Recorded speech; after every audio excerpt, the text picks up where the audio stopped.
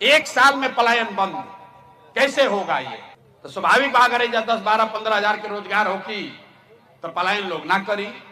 कुल 50 लाख से ज्यादा लोग, 50 लाख से ज्यादा युवा जो है वो बाहर गया है मजदूरी करने।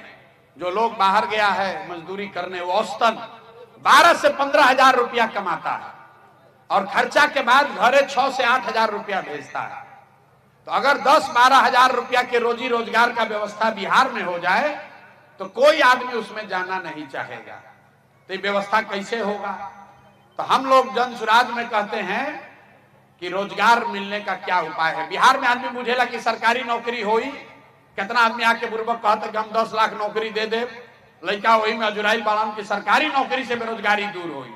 तो वह एगो आंकड़ा याद रखी कि पिछला 78 साल में बिहार में जितना आदमी सरकारी नौकरी आज कर रहा बाड़ा, चपरासी से लेकर मुख्य सचिव तक, संविदा कर्मी को भी जोड़ लीजिए, सबका संख्या गिनिएगा तो 23.25 लाख आदमी को सरकारी नौकरी है।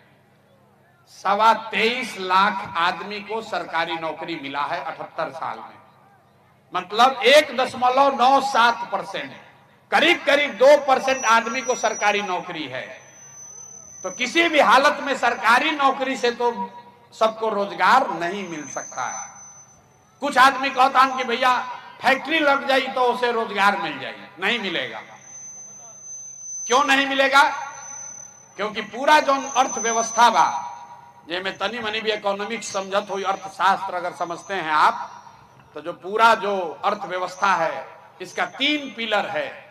खेती है, फैक्ट्री है और तीसरा है जिसको कहते हैं सर्विस सेक्टर। होटल बा, अस्पताल बा, स्कूल बा, रेस्टोरेंट बा, गाड़ी बा, जितना चीज कंजम्पशन जो आप खा पी रहे हैं, करीब करीब खेती और फैक्ट्री अगर दोनों मिला दीजिएगा तो 35% होता है। 65% है सर्विस सेक्टर।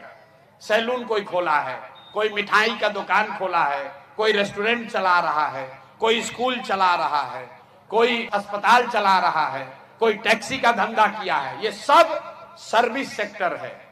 तो 100 रुपया के अर्थव्यवस्था में 65 रुपया ये सर्विस सेक्टर है।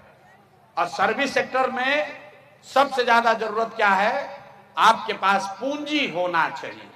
पैसा रही तबे ना रोजी रोजगार करब। तो बिहार में पूंजी का बहुत बड़ा अभाव है। यहां लोगों के पास पूंजी नहीं है। आपको लगता है कि यहां लोगों का पलायन होता है। लोगों का पलायन इसलिए हो रहा है कि यहां से पूंजी का पलायन हो रहा है। एजा बैठल इतना आदमी बारन, बहुत विद्वान लोग भी बैठे हुए होंगे।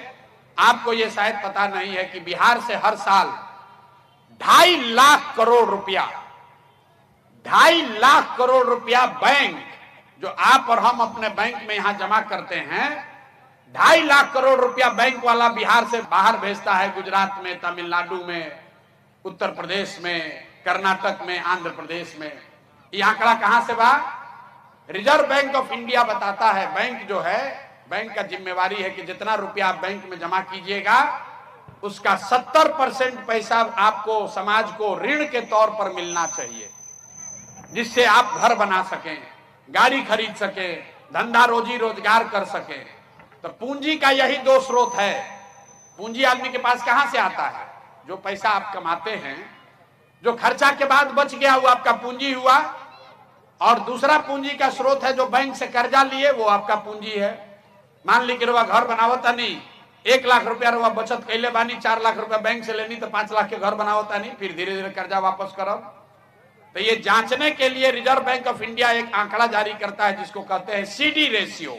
सबके ना भी बुझाई तर बुझी कि एगो आंकड़ा होला कि कितना रुपया बैंक में जमा भइल और कितना रुपया बैंक वाला लोन के तौर पर समाज को दिया। देश में कानून है, संविधान है कि बैंक में अगर 100 रुपया जमा हो तो 70 रुपया बैंक को वापस समाज को देना है, धंधा के लिए, रोजी रोजगार के लिए, घर बनाने के लिए, गाड़ी खरीदने के लिए। बिहार में बैंक वाला देता है कितना? 40 रुपया। बाकी पैसा कहां जाता है? बाकी पैसा बैंक वाला उस राज्य में भेजता है जहां पर रोजी रोजगार हो रहा है, गुजरात में, कर्नाटक में, तमिलनाडु में। पिछला साल रवा बुझाता बिहार में इतना गरीबी बा, आदमी सोचा था कोई बाहर से आई तो फैक्ट्री लगा दी, तो कोई फैक्ट्री लगाई तो 2-4-10 हजार करोड़ रुपया लगाई। पिछला साल बिहार के गरीब जनता ने बैंक में पैसा जमा किया 4,21,000 करोड़ रुपया। ध्यान से समझिए, जितना बैंक बिहार में है इसमें हम लोग मिलकर पैसा जमा किए 4,21,000 करोड़। अब बैंक वाला पैसा आपको लोन पर कितना दिया? 1,61,000 करोड़। बाकी पैसा कहां गया? बाकी पैसा बैंक वाला दूसरे राज्य में भेज दिया। अगर